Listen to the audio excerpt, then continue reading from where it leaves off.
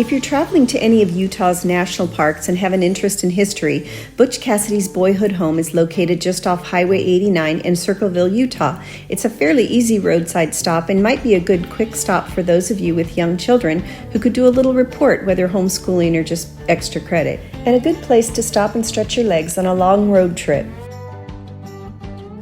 Butch Cassidy, whose real name was Robert Leroy Parker, was an American train and bank robber and the leader of a gang of criminal outlaws known as the Wild Bunch.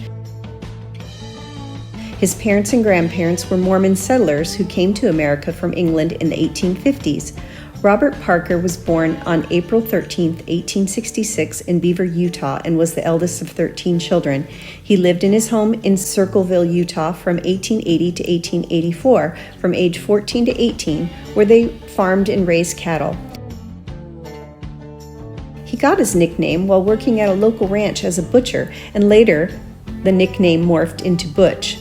Around this same time, he met a cowhand cattle rustler and horse thief named Mike Cassidy, who taught Parker about training horses and shooting a gun, and Parker later took the name Cassidy to honor his former mentor and to protect his family honor.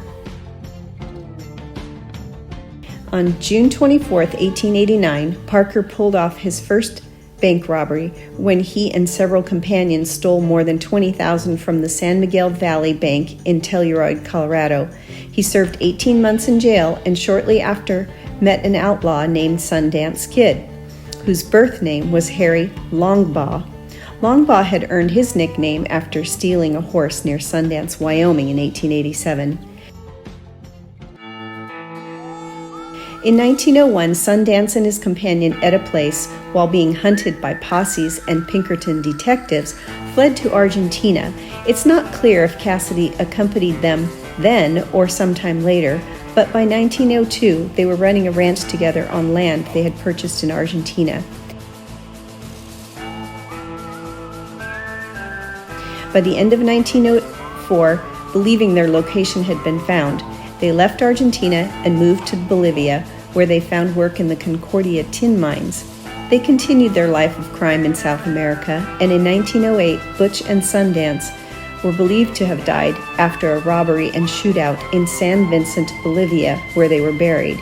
But their bodies were later exhumed in the early 1990s and proven to not be those of Cassidy and Sundance.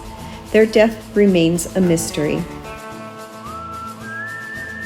As you can see, there's plenty of parking here, even enough room for a large RV, and there are nearby hiking trails and a restroom.